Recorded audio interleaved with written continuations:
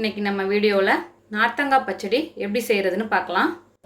அதுக்கு முதல்ல 4 நார்த்தங்காய் நான் எடுத்திருக்கேன். ரொம்ப பெருசாகவும் இல்லாமல் ரொம்ப சின்னதாகவும் இல்லாமல் மீடியம் சைஸாக எடுத்திருக்கேன்.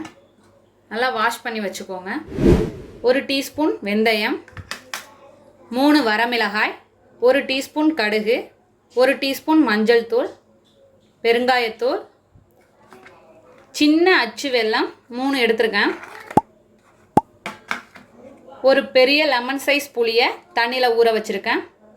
உப்பு தேவையான அளவு, எண்ணெய் தேவையான அளவு. இப்போ எப்படி செய்யலான்னு பார்க்கலாம். ஒரு பாத்திரத்தில் தண்ணி எடுத்திருக்கேன். ஸ்டவ்வை ஆன் பண்ணிவிட்டு நல்லா கொதிக்க விட்டுருங்க. தண்ணி கொதிக்கட்டும், வெயிட் பண்ணலாம். இப்போ தண்ணி நல்லா கொதிச்சிட்ருக்கு. கொதித்ததும் ஸ்டவ்வை ஆஃப் பண்ணிவிட்டு இப்போ இந்த நார்த்தங்காவை உள்ளே சேர்த்துடலாம்.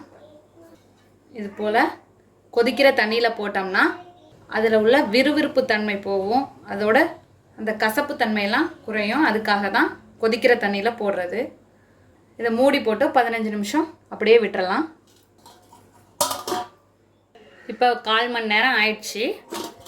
ஓப்பன் பண்ணி பார்க்கலாம். பாருங்கள், அந்த தோல்லாம் நல்லா ஊறிருக்கு.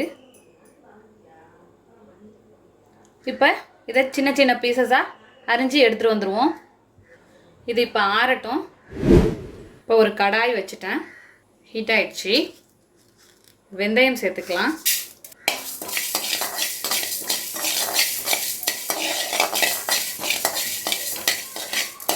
வாசனை வர வரைய வறுத்துக்கோங்க. எண்ணெய் எதுவும் சேர்த்துற வேணாம். இதை பவுடராக்கி எடுத்துக்கலாம். இப்போ நார்த்தங்காய் ஆறி வந்துடுச்சு. இதை கட் பண்ணிப்போம். இது போல் தோலோடையே சேர்த்து கட் பண்ணுங்கள். வெந்து வந்திருக்கிறதுனால கொஞ்சம் ஈஸியாக கட் பண்ண முடியும்.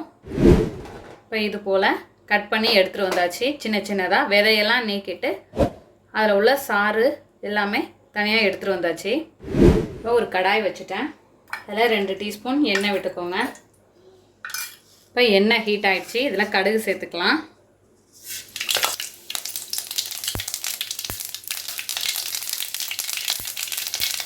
இப்போ கடுகு நல்லா பொரிஞ்சதும் வரமிளகாய்,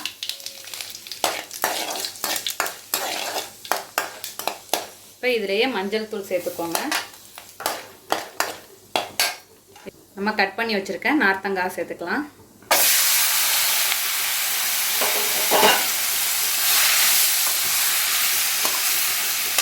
நல்லா இது வதங்கணும். மீடியம் ஃப்ளேம்லேயே இருக்கட்டும்.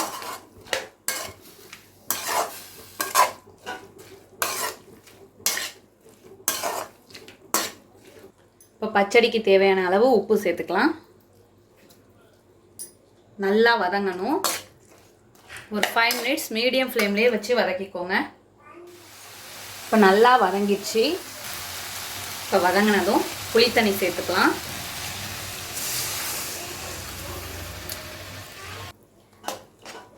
நல்லா வேகட்டும். எக்ஸ்ட்ரா தண்ணி வேணாலும் சேர்த்துக்கலாம் வேகிறதுக்காக.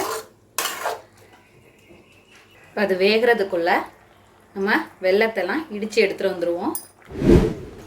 இப்போ பாருங்கள், நல்லா வெந்து வந்துடுச்சு. நார்த்தங்காய் தோலெல்லாம் ரஃப்பாக இருக்கிறதெல்லாம் சாஃப்ட் ஆகிடுச்சு. இந்த ஸ்டேஜில் நம்ம வெல்லம் இடித்து வச்சுருக்கோம், அதை சேர்த்துக்கலாம்.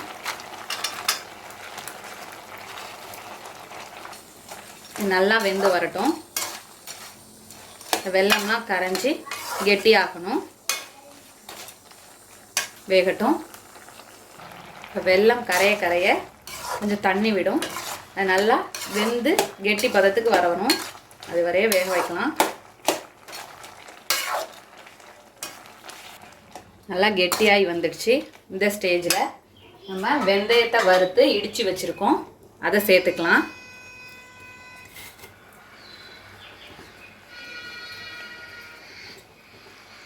இப்போ அதோட பெருங்காயத்தூள், அவ்வளோதான். நல்லா சேர்ந்து கலந்து விட்டுக்கோங்க.